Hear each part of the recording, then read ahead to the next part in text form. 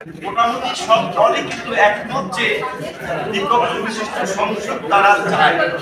এবং সবচেয়ে ইন্টারেস্টিং বিষয় হচ্ছে বড় রাজনৈতিক দল বিএনপি কিন্তু অনেক আগে থেকে সম্ভবত 2017-তে বা তার আগেও তাদের যে যখন কর্মসূচি সেখানে তারাও কিন্তু নিরপেক্ষ বিশিষ্ট সংসদের কথা বলেছে।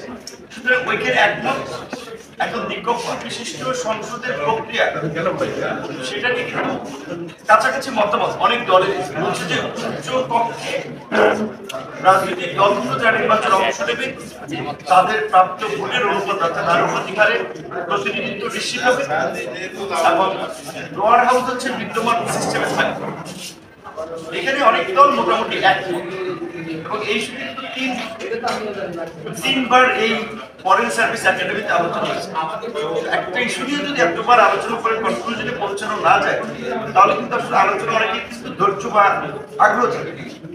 সেই সংবিধান সংশোধনী নিয়ে আই থিঙ্ক তিনবার আপনাদের এখানে ব্রিফ দিয়েছে, সেখানেও মোটামুটি অনেক দল কাছাকাছি মতামত যে যদি নিরপেক্ষ বিশিষ্ট সংসদ হয় তাহলে নিম্নকক্ষে দুই তৃতীয়াংশের সমর্থনের পাশাপাশি উচ্চ কক্ষেও 2/3 সমর্থনের এটা প্রয়োজন। কারণ সংবিধান তো কোনো দলীয় দৃষ্টিভঙ্গি থেকে সংশোধন করা উচিত না। যদিও আমরা দেখেছি বাংলাদেশের এই পর্যন্ত যে 17 বার সংবিধান সংশোধন করা হয়েছে তার অনেকগুলো সংশোধনী আনা হয়েছে ব্যক্তিকে এম্পাওয়ার করার জন্য কিংবা ক্ষমতাকে কুক্ষিগত করার জন্য।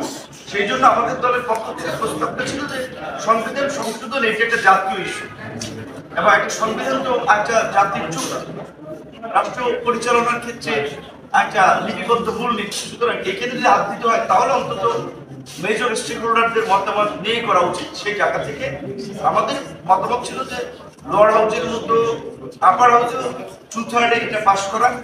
তারপরে আমরা অভ্যন্তরীণ আলাপ আলোচনায় বুঝেছি এবং উপলব্ধি করেছি দল চাচ্ছে যে সেখানে সিম্পল মেজরিটি হইলে তারা এগিয়ে হতে পারে। সেজন্য আমাদের পজিশন চেঞ্জ করে আমরা আপনার সিম্পল মেজরিটিতে যদি সংবিধানের মৌলিক কিছু অনুচ্ছেদ ছাড়, যেমন এখানে আপনার প্রস্তাবনা চেঞ্জের ক্ষেত্রে কিংবা সংবিধানের 8, 48, 56, 142 নম্বর এই রকমের অনুচ্ছেদগুলো সংশোধনের ক্ষেত্রে আমরা গণভোটের যে বিধান যেটা কেয়ারটেকার গভর্নমেন্টের আপনার রায়ের সাথে আদালতেরও একটা রিলেশন আছে, এইটুকু পর্যন্ত আমরাও একমত হয়েছি যে এই জায়গায় গণভোটটা যেন রাখা হয়। আর আমরা বারবার সেই কথাটি বলেছি যে কমিশনের অভ্যন্তরীণ ভাবে যেটা আমরা বলি এখানেও আপনাদের সহ দেশবাসীকে, কারণ সবাই তো চেয়ে আছে এখানে কি আলোচনা সিদ্ধান্ত আসছে, আমরা সকল দলকেই বলবো যে কোন প্রেক্ষাপটে আমরা আজকে আসলে ফরেন সার্ভিস একাডেমিতে পলিটিক্যাল পার্টিগুলো বসছি কিংবা জাতীয় ঐক্যবদ্ধ কমিশন গঠন হয়েছে একটা গণঅভ্যুত্থান পরবর্তী পরিস্থিতি। সুতরাং সেখানে রাষ্ট্র কাঠামো পরিবর্তনের একটা গণঅভ্যুত্থানের পূর্বেরই একটা ঘোষণা ছিল এবং শাসনতান্ত্রিক ব্যবস্থা বা সরকার ব্যবস্থার পরিবর্তন এই যে গণঅভ্যুত্থানের একটা অঙ্গীকার ছিল আমাদের।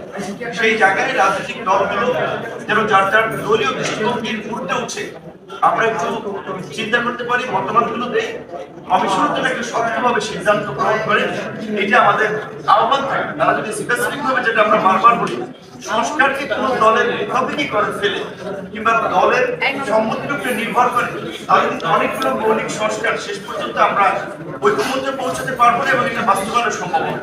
সব বিষয়ে কথা হবে না, যেই প্রয়োজনীয় মৌলিক বিষয়গুলো সংস্কার প্রয়োজন সেটা যেন ঐক্যমত্য কমিশন আলাপ আলোচনার ভিত্তিতে একটা সিদ্ধান্ত আসে, সেটি আমরা বারবার বলছি, সেটা আমাদের